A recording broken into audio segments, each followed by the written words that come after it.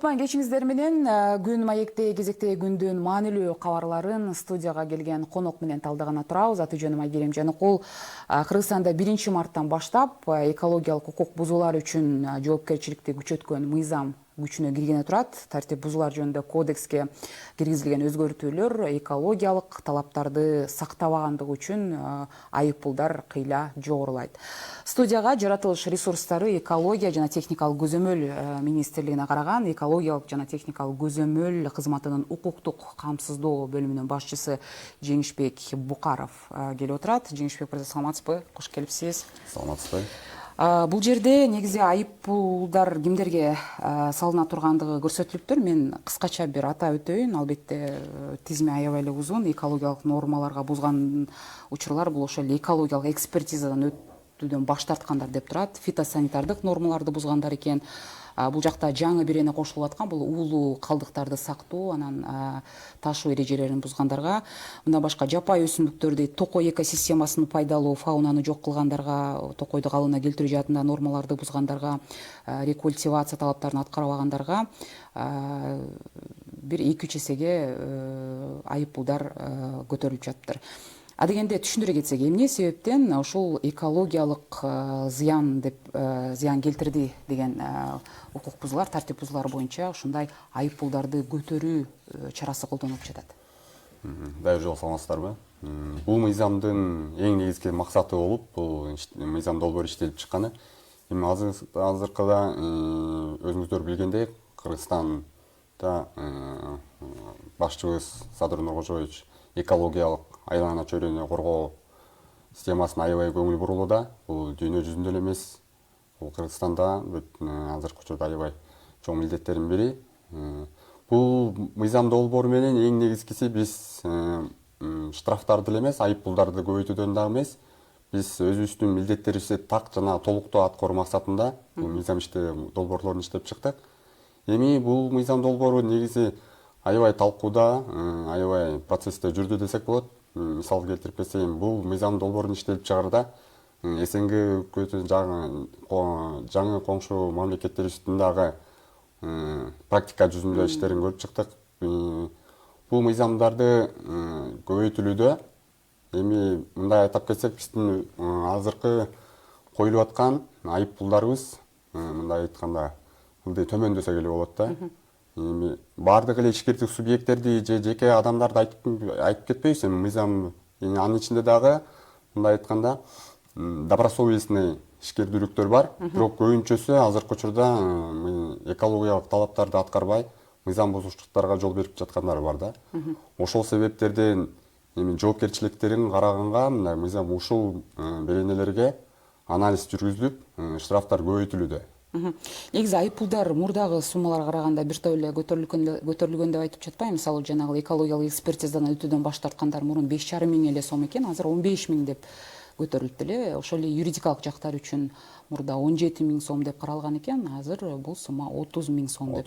Негизи минималдуу, анан максималдуу түрдөгү суммалар канчадан канчага чейин көтөрүлгөн? Мисалы, бул жерде могул пункттардын арасынан мен барагымдагы 55 миң сомду ошол жана токой экосистемасына пайдалуу фаунаны жок кылгандарга деп көтөрүлгөн экен да. Же ал 55 миңден да жогору айыппулдар каралганбы? Эми бул жакта мисал келтирип кетсек, 55тен бул 170 деп айтып атканыбыздын эми бизден экологиялык ар кандай себептери бар да. Мисалы үчүн бизде бул эң төмөн десек болот. Бул экологиялык экспертизамыз, мисал келтирсек, фитосанитардык чараларды аткаруу жана контролдоо эрежелерин бузуу.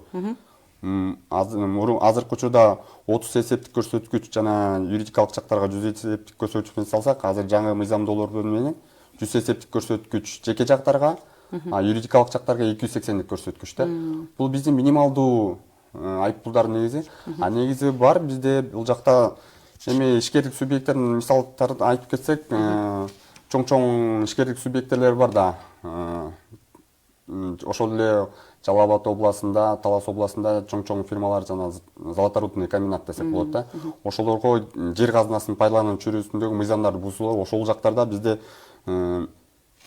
мисал келтирип айтып кетсем, ошол жактарда жер казынасын пайдалануу атайын шарттарын бузуу тартибин бузса, бүгүнкү күндө ошол жаңы кодекс менен жеке жактарга 200 эсептик көрсөткүч, юридикалык жактарга 650, мындай айтканда сом менен 65 миң, юридикалык жактарга, жеке жактарга 20 миң эсептелет. Биздин эң чоң көрсөткүч 65. Муну айтып кетсем, эми бул чоң ишкердик субъектилерге 65 миң төлөп коюш аларга мындай өтө деле кыйынчылык жаратылбайт, а бирок экологияга, айлана чөйрөгө терс таасирин тийгизип аткан ал аябай эле чоң залал да.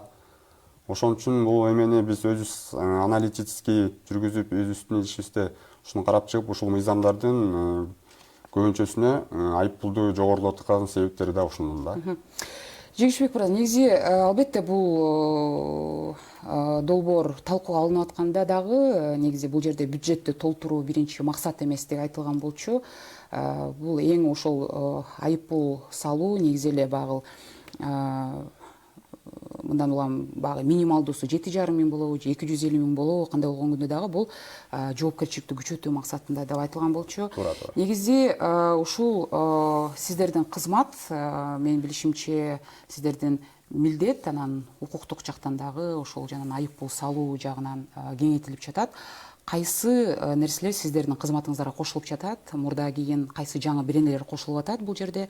Биз билебиз, бул сиздердин кызматыңыздарда буга чейин эле ошол экологияга зыян келтирген жанагындай бузуулар маалында дагы айыппулдар салынып келген. Бул ирет сиздерди кайсы беренелер менен дагы милдеттериңер кеңейип жатат? Абдан жакшы суроо. Бул мыйзамдар менен, бул жана дагы бир атап кетким келет. Бул мыйзам менен биз айыппулдарды жогорулатып эмес, жана кошулуп аткан мыйзамдар да бар. Бул жана беренелер. Тактап айтканда, биз эми 338 министрлер кабинетинин токтомунун негизинде биздин жоба бар. Ошол жакта биздин көп функциялар камтылган да. Анан эми өзүңүздөр билгендей, 2021-жылы жана реформалар болгон министрлердин. Ошол жактарда биз өзүңүздөргө маалым болуп кеткенде, мурунку экологиялык техникалык өзүнүн инспекциялар болчу мамлекеттин астында. Ошол жакта көптөгөн функцияларыбыз министрликке чачырап, ал жакта да көп беренелер камтылбай алган да. Ошол себептен биз шайкеш келтирип, ушул укук бузуулар кодексинин мыйзамына жана биздин өзүбүздүн функционалдык милдеттерди так аткарууга, мисалы үчүн биздин кызматкерлер барып иш жүзүндө ошол кайсы жактарынан штраф, айыппулду сала албай калып атат, кайсы жактарын каралбай калып атат. Ошол анализ кылып туруп, ушул жактан мисалы үчүн атап кетсем, бүгүнкү күндө улуу өнөр жай калдыктары жөнүндө токтом бар. Ошол жактарда биз өзүбүздүн иш жүзүбүздү так аткарганга, мисал келтирип кетсем, мына 224.1 берене улуу өнөр жай калдыктарын жана өндүрүш жана керектүү калдыктарын сактоодо, жайгаштырууда, ташууда, пайдаланууда, зыянсыздырууда жана көмүүдө экологиялык талаптарды бузуу деп биз ушул беренени кошуп кетип атабыз. Бул жерде жеке жактарга 100 эсептик көрсөткүч менен, юридикалык жактарга 200 эсептик көрсөткүч менен жаңы берене кошулуп жатат. Дагы бир беренени алып кетсем, бул айлана чөйрөгө саркынды сууларды чыгаруу жүзөгө ашыруунун тартиби бузуу. Өзүңүздөргө маалым болгондой, бүгүн Ысык көлдө аябай эле актуалдуу болуп жатат жана саркынды сууларды очистное сооружение. Ошолорду дагы биз өзүбүзгө контролго күчөтүүдө ушул мыйзамдарды, беренелерди киргизип кетип атабыз. Эми Ысык көл деп айтып кеттим. Ысык көлдө бүгүн эми Буга чейин саркынды суулар боюнча жергиликтүү органдарга эле бул боюнча текшерилчү, бирок сиздерге анда кандай бир укуктук жактан чектелүү болчу эле? Эми бүгүнкү күндө ошол саркынды сууларды да азыр айыппулдарды мурун салып чектелбестен да бүгүнкү күндө өзүнчө дагы мыйзам долбоору иштелип жатат. Эми ал жакта эгерде айырмасы кандай болот да ошол иштеп баштаса? Иштеп баштаса, биз азыр бул укук бузуулар кодексинин айыппул менен эле салып токтобостон, эгерде чоң аябай грубый нарушение болуп атса, биз аны токтотууга мажбурлаганга биз азыр ошо мыйзам долбоору иштелип жатат да. Аны буюрса, ошо жайдын ичинде ушул жылдары каралып жатканга аракет кылып жатабыз. Бул жерде дагы пункттардын арасында сууну пайдалануу эрежелерин бузгандарга деген бул кайсы учурларга туура келет? Бул кайсыл тараптарга? Юридикалык жактар үчүн 13 миң сом дейт. Мурда бир топ эле аз экен. Бул 1000 сомдон 5,5 миң сомго чейин эле айыппулдар каралчу экен. Жер казынасы суу жеткирүү үчүн ошол жанагындай төлөмдөрдү кечиктирүү, төлөөдөн качуу, суу пайдалануу эрежелерин бузган учурлар деп кайсы учурларды эске алышыбыз керек? Бул негизи 250 берене бул Кыргыз Республикасынын башчысынын жарлыгы бар болчу. Ошол жактарда бул жанагы сукат айдоо жерлеринен контролго алып, ошол жактарда жер сукатын көзөмөлгө алгыла деп катуу тапшырма берилген. Ошол себептен ушул 250 беренеге ушул өзгөрүүлөр кирип жатат. Бир пунктун атап кетсем, биринде жер үстүндөгү жана жер астындагы суулардын пайдалануучу тартым мыйзамдарга ылайык белгиленген тиешелүү уруксат берүүчү документтерди өз алдынча пайдалануу. Мурун ошол практикада өзүм билемдик кылып документ уже жер астындагы суу, үстүндөгү сууларды мыйзамсыз менен колдонуп келгендер көп чаралар болгон да. Ошол себептен ушул мыйзамды алып келүүгө туура келди. Жакында эле Кара Алтайдагы мунай иштетүүчү Жунда заводуна дагы ошол абага зыяндуу заттар чыгарган үчүн 28 000 сомдой айыппул салынгандыгы кабарланган болчу. Негизи бул жерде көбүнчөсү ошол сиздердин кызматта иштеген инспекторлор тарабынан эмес, ошол эле айылдын тургундары ушундай даттанганы негиз болгон экен. Мен сурайын дегеним, ушундай бир мейли өндүрүштүк уулуу калдыктар болобу, же ишканалардын керектүү калдыктарын ташуу, ушундай учурларды аныктаганда, ачыктаганда көбүнчөсү кайсы мындай практика жүзүндө да сиздер көп ошону ачыктайсыздарбы, же көбүнчөсү жарандар мындай жардамга келишеби? Ошол фактылар боюнча маалымат жеткирүүдөчү.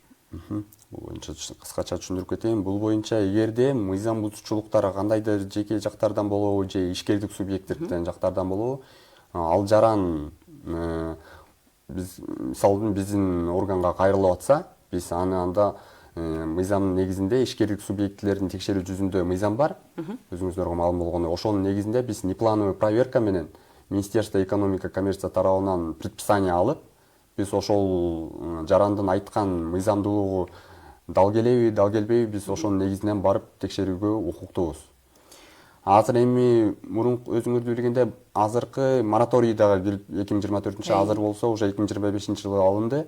Биз азыр уже плановый проверка менен дагы уже неплановый иш жүргүзүп, уже бул жылы уже мындай айтканда текшерүү органдарынын уже ишмердүүлүгү көбүрөөк десек айтсак болот. Мурун болсо биз только неплановый проверка менен ошо жарандардын арызы менен текшерүүгө укуктуу болчубуз. Азыр болсо уже биз кантип түрдө плановый, неплановый уже баарын текшере алабыз. Мөөнөтү бүткөн экен. Мөөнөтү бүттү, уже мораторийден. Негизи ошол жарандык активдүүлүк канчалык мындай жогору да, негизи ошол боюнча көп эле маалыматтарды аласыздарбы? Мисалы, көпчүлүк учурда албетте буга чейин деле сиздер тараптан деле маалымат эгерде мындай бизге жардам бергиле, эгерде ошондой бир кошунабы же кайсы бир ишкана же айылдын тургуну ошол өзүнүн аймагында кайсы бир ошондой бузуулар болсо, бизге даттансаңар же арыз берсеңер, биз айыппул салабыз дегенде чакырыктар болгондо канчалык ошол нерсе мындай катардагы жарандар деле сиздерге багы жардам берип атат да? Эми бул албетте биз өзүбүз айлана чөйрөнү коргоого укуктуу орган болгондон кийин биз мыйзам түрүндө андай кайрылуулар болсо биз милдеттүү түрдө барууга, текшерүүгө укугубуз бар. Ар кандай болот, жаран кайрылса да болот, массалык маалыматтык каражаттарга да ката. Мисалы үчүн биз соцсеттерде чыгып атпайбы? Facebook болобу, Instagram болобу, аякта эле эгерде ошо мыйзамдык бузуучулуктардын фактысын көргөзүп бир жаран тартып койду да. Биз уже ошону милдеттүү түрдө текшерүүгө укуктуубуз уже. Биз барып эгерде Министр экономика коммерция жагынан предписанияга макулдашууга беребиз да, ошого текшерүүгө барып мыйзамдуулугун текшерүүбүз керек деп. Эгерде алар уруксат берсе, биз барып туруп текшерүүгө уже барып инспекторлордун кызматкерлеринин өзүнүн ишин аткарууга укуктуу деп айтсак болот. Негизи протокол түзүлгөн маалда ошол мисалы ар кандай талаштуу маселелер болуп калышы мүмкүн да, ошол тарап макул болбошу мүмкүн. Ошондой учурларда ошол пунктларды багы иштөөгө же айыптарды багы өндүрүүдө канчалык мындай кандай рычагтар бар, кандай механизмдер бар, андан ары кандай ошондой талаштуу маселелер чечилиши керек, кимдер тарабынан каралат бул маселелер? Абдан жакшы суроо. Бул биздин кызматкерлер эгерде протокол түзүп, эми андай учурлар да көп болот, жеке жактар болобу, юридикалык жактардан болобу, ар бир өзүнүн укугун сакташ керек болот. Мисалы үчүн биз инспекторлор, кызматкерлерибиз барып мыйзамдуулугун текшерип жатканда, ал жарандан милдеттүү түрдө сурайт, сиз бул мыйзам бузуучулукка макулсузбу же макул эмессизби дегенде, эгерде макул болсо, биз анда ошо протоколду, токтомду уже чыгарып ошол жерден тапшырабыз. Эгерде ал жаран макулдугу эмес болсо, анда биз ушул укук бузуулар кодексинин негизинде ошол жакта камтылган, баардык жазылып кеткен. Каршы болсо, анда биз ар бир текшерүү органдарынын арасында комиссия болот түзүлгөн өзүлөрүнүн. Ошону 10 күндүн ичинде карап, ошол түзүлгөн протоколдун азыр мыйзамдуу түрдөбү тиги экологиялык айлана чөйрөгө тийгизилген таасирлери туурабы туура эмеспи, ошону биз камтып туруп, ошол комиссия менен чечип, токтомду же күчүндө калтырып, же жокко чыгарууга милдеттүүбүз. Биз билебиз, буга чейин негизи эле аңчылыкка байланыштуу дагы 2024-жылы бир катар жанагындай ошол эл берис жана башка жаныбарларга аңчылыкка чыгууда дагы айыппулдар жогорулатылган болчу. Бул жерде токойду калыбына келтирүү жаатындагы нормаларды бузгандарга дагы айыппулдар көбөйтүлгөнү жазылып турат. Бул кайсыл учурларда кандай иштейт, ошол пункт боюнча да түшүндүрө кетсеңиз. Менимче аңчылык боюнча дагы ошол сиздерге жүктөлгөн бул эме функция дагы. Аңчылык жөнүндө да бизде дагы бул боюнча биз айыппул да салып, доо дагы эме кылып кетебиз. Эми бул өсүмдүктөр жаныбарлардын дүйнөсүн көңүл бурганыбызда, бул азыркы учурда өзүңүздөргө маалым болгондой эндик чөптөрдө аябай контролдоо да. Ошол себептерден биз бул бизден эле эмес, укук коргоо органдарынан дагы, ошол эле МВД жактан, ГКМБ жактан да чоң контролго алынууда. Жапайы чөптөр жана дарыланып өтүп аткан чөптөр көп. Ошол себептен бул беренени да биз камтып кеткенбиз ошол себептерден да. Бул азыркы токойду калыбына келтирүү жаатында нормаларды бузган боюнча. Албетте. Бул жана токой экосистемасына пайдалуу фауна жок кылгандары боюнча биз сүйлөштүк. Жана жапайы өсүмдүктөрдү жергиликтүү шарттарга көндүрүү жана жайылтуу нормаларын бузгандар боюнча бул кайсыл учур жөнүндө кеп болуп атат? Ошол бир эле да. Бир эле. Бири ошонун. Жемишбек мырза, биз билебиз, ошол жакта дагы бир маанилүү көпчүлүк шаардыктарды ошол эле бул таштандуу маселеси, аларды ташуу көрүнгөн жерге жанагындай бул эми бул боюнча президент өзү да көп пикирлерин айткан болчу. Деги эле тазалыкты сактоо, кайсы саатта канча чыгарып, же болбосо ошол эле тазалык ишканасына канткенде баары шаардыктар жеңилдетмек да алардын функциясын. Бул боюнча дагы айыппулдар жогорулатылган экен. Кайсыл учурларда бул тартип бузууларда ушул функцияны сиздер тараптан көзөмөл болот да. Менимче бул жакта мэрия да кошо иш алып барат болушуңуздар керек. Кыскача айтып кетейин. Бул мыйзамдын берилип аткан эми бүгүнкү күндө Кыргызстанда эң чоң актуалдуу темалардын бири десек болот, бул мусор менен смог. Бул мусорду полигондорду биз өзүбүздүн жана айтып кеткен биздин жобонун немесинде негизинде биз мусорларды, таштандылардын жана полигондордун контролго алуу биздин милдеттүү да.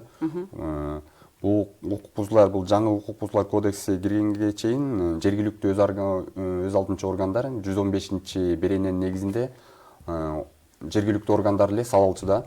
Азыркы учурда биз жергиликтүү органдар менен жана биз экология техникалык кызматы ошол берене менен чогуу иш алып барууга ошол мыйзамды киргизип кетебиз. Эми эмне дегенде, анткени жанагындай айтып кетпедимби, Мысык көлгө бир айрылып кетсек, башчыбыздын жарлыгы бар 131. Ошол жакта бүт Кыргызстан боюнча полимерный пакеттер, полиэтиленовый пакеттерди билесиздер, ошолго тапшырма берилген, бүт баарына запрет деп. 24-жылы биздин кызматкерлер Ысык көлдө в основном түшүндүрүү иштери жүргүзүлүп жатты. 25-жылдан мыйзам күчүнө киргенден баштап уже биз азыр айыппулдарды салабыз да. Ошого чейин альтернативдүү, мисалы үчүн эми полиэтиленовый пакеттерди колдонбостон жана кагаз түрүндөгү пакеттерге өтүүгө.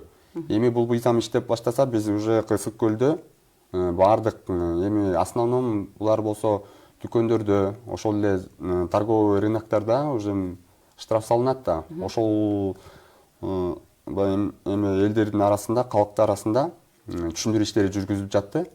Полиэтиленовый пакеттерге уже штраф салынды 24. А уже 27-жылдан баштап по республике Кыргызстан уже полиэтиленовый пакеттерге запрет, уже штраф болот.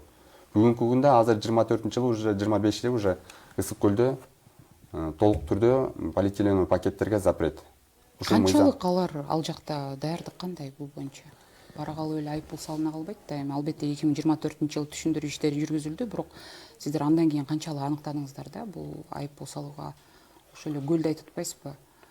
Канчалык даяр? Эми албетте бул мыйзам долбоору менен биз Ысык көлдөгү полиэтиленовый пакеттердин баарын эле жок кылып кетүү дегенден алысмын. Жок, кандай иштейт да, мен ошону түшүнбөй жатам. Бул бир айда бир текшересиздерби, аткаруу механизми кандай жүрөт, ошону айтып бересизби? Бул уже бул мыйзам күчүнө киргенде уже любой эле эме болобу, базар болобу же дүкөн болобу, магазиндерден мисал кылып кетсек, уже аякта жана биздикиндей эле шаарда полиэтиленовый целлофан пакеттер сатылып жатпайбы? Ошолорду уже запрет. Уже бул уже берилген строго тапшырма. Ошол убакыт, ошол эгер уже сатылып жаткан мыйзам эмелер табылса, ачыкка жазылса, биз уже милдеттүү түрдө штраф салууга укуктуубуз. Канча көрсөткүчтөгү Ал жакта 50 жеке жактарга 55, юридикалык жактарга 280 расчетун показывает. Мындай айтканда, 5000 жеке жактарга, 28 000 юридикалык жактарга. Бул ошол жанагы таштандыга байланыштуу ушул пункт турбайбы же ал бул андан башка дагы? Бул ошо таштандыгылардын негизги эмеси ошол да. Биз ага чейин биз мисалы үчүн полиэтилен пакеттерге биз 115 беренени айыппул сала албай келгенбиз да. Азыр болсо бул жергиликтүү органдар менен биргеликте биз ушул берене менен мыйзам кетирилген жарандарга же юридикалык жактарга милдеттүү түрдө айыппулду салганга укуктуубуз. Жайкы сезон башталаар алдында сиздер жана көл боюнча сүйлөп жатпайсызбы? Саркынды суулар жөнүндө айттыңыз. Мындан башка жана аттракциондор, анан жанагы скутер, кайыктар жөнүндө дагы көпчүлүк силерге каршы жанагындай адам өмүрүн алган учурлар катталган. Учур менен дагы бул жакта баягы парламентте айрым бир депутаттар ушул боюнча кайсы бир чараларды, жазаларды катаалдаштыруу боюнча сунуштарын айтып келет. Бул ирет ошол көлдөгү аттракциондорду көзөмөлгө алуу, ошол эле кайыктарды көзөмөлгө алуу боюнча эмнелер өзгөрүлгөнү турат? Өзүңүздөргө маалым болгондой, ошо биз экологиялык техникалык коопсуздук, биз өзүбүз дагы өнөр жайлык жана коопсуздук техникалык жактарын дагы контролдоп кетебиз. Ошонун негизинде бизден өкмөттөн тапшырма берилген. Ошону айтып кетсем, бул жерде эми аттракциондорду жана үйлөнмөсүз деп надувной, недавнуй аттракциондор бар да. Мисалы келтирип кетсек, Бана Мысык көлдөгү эле ошолорду бизден тапшырма берилген, бүт баарын контролго. Анткени эми өзүңүздөр билгендей, Ысык көлдө сезон убагында көптөгөн кырсыктар катталып атты. Ошол эле жанагы парашюттан, ошол эле кайыктан, ошол эле жанагы биз надувной деп атпайбызбы?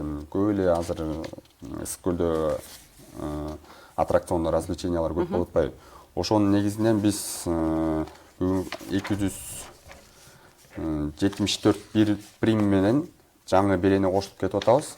Эгерде кооптуу өндүрүш объектилеринин уюмдардын жарандык жоопкерчилигин камсыздаган талаптарын бузса, биз анда 100 эсептик көрсөткүч жеке жактарга, 250 эсептик көрсөткүч анда юридикалык жактарга уже штраф салганга милдеттүү түрдө болобуз.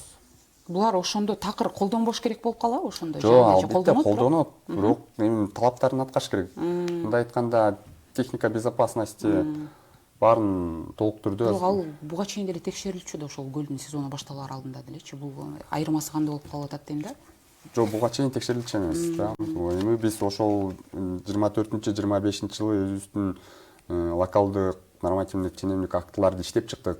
Ошолорду кандай талаптар менен мындан ары иш жүргүзүш керек, кандай, мисалы үчүн көлдүн жээгинде кайсы коопсуздук тараптары каяктары, талаптардын каяктарын аткарылыш керек. Кайыкты каягынан, мисалы үчүн сууга май чачырап, двухкатный жана атра эмелер болот атпайбы, скутерлерчи. Ошолордун дагы техникалык эмесин карап, биз адамдардын өмүрүн сактоого өзүнчө стационардык бөлүм бөлүп берип атат. Ошол жакта бүт кантылып кеткен да, мыйзам долбоорундачы. Жеңиши мырза, эми албетте бул жакта биз азыр айрым гана пунктлар жөнүндө сиз менен сүйлөштүк, көбүнө дагы үлгүрбөй калдык. Ар бирине токтоло турсак, алардын ар биринде багы негиздемелер, пунктлар, кандай учурда кандай көзөмөлдөнөт, ошонун баардыгы жазылган.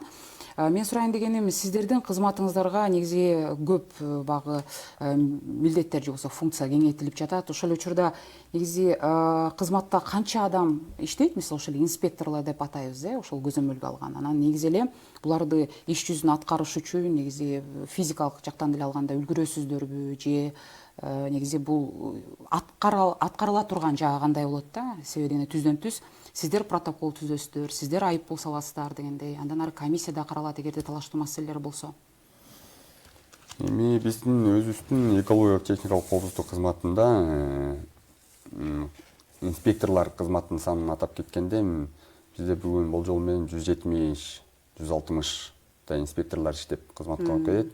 Албетте эми мындай караганда ушунча функционалдык мектептерди республика боюнча аткарыш өтө эле кыйын деп мен өзгөчө жекече оюм эметип келем.